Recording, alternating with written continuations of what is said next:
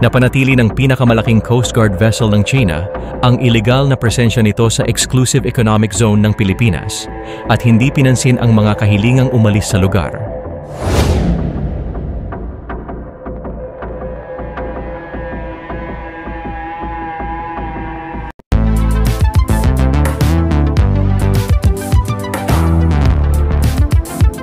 Huwag kalimutang i-like at i-share ang video na ito at mag-subscribe ka na din sa aking channel para updated ka sa mga bagong videos.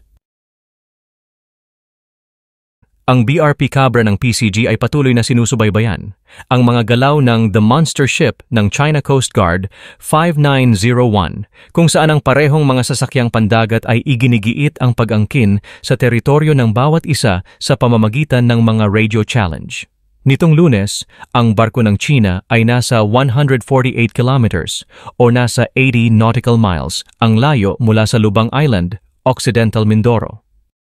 Ayon pa kay Commodore J. Tariela, ang ipinakikita ng mga obserbasyon na ang mga maling paggalaw ng sasakyang pandagat ng CCG ay nagpapahiwatig na hindi na ito bahagi ng Innocent Passage, ngunit sa halip ay iginigiit na ito ay nagsasagawa ng operasyon ng pagpapatupad ng batas na inaangkin ang jurisdiksyon sa mga katubigang ito bilang pag-aari ng People's Republic of China.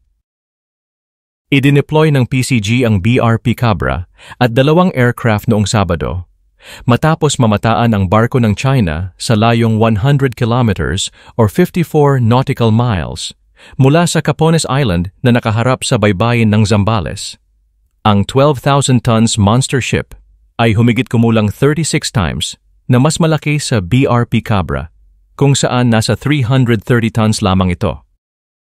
Sinabi din ni Tariela na susuportahan ng isang Islander aircraft ang BRP Cabra upang idokumento ang anumang potensyal na insidente, kabilang ang intensyonal na pagbangga ng CCG vessel at matiyak na ang mga agarang rescue operation ay maaring simulan kung kinakailangan.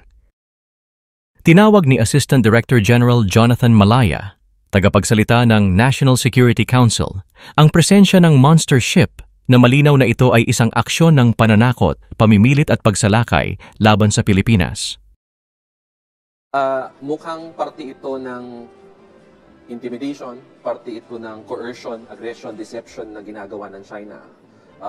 Pinapakita nila na may ganito silang barko at tinatakot yung ating mga mangingisda na mangisda sa West Philippine Sea. Ngayon, in response to this, ipapaigtingin pa natin yung presensya ng ating BFAR at ng Coast Guard para suportahan yung ating mga mangingisda.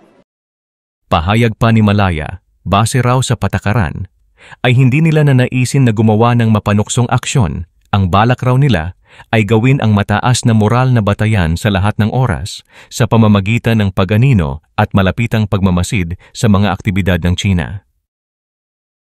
Ang una nating ginawa ay pinagmanan natin ito. Pangalawa, china-challenge natin ito hanggang sa ngayon. No?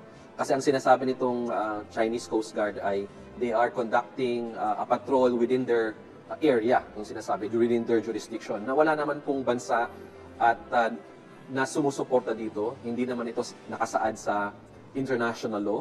Kaya pinapaliwanagan din natin sila. Nagkakaroon ng sagutan, no? Nagsasalita yung Chinese Coast Guard, nagsasalita din yung ating Philippine Coast Guard at pinapaliwanagan natin sila na yung ginagawa nila ay mali.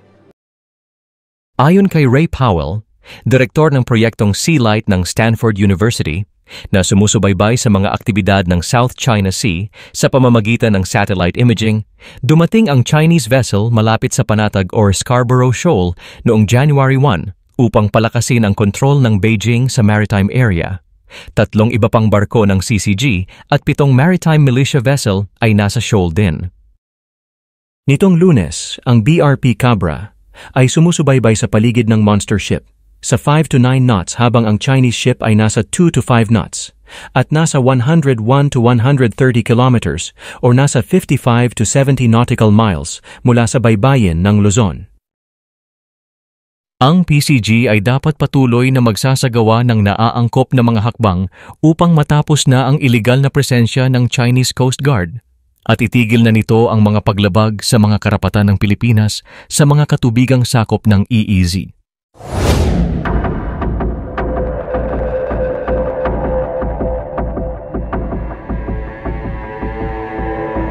Ano ang masasabi nyo tungkol dito mga kamix? I-comment nyo na yan.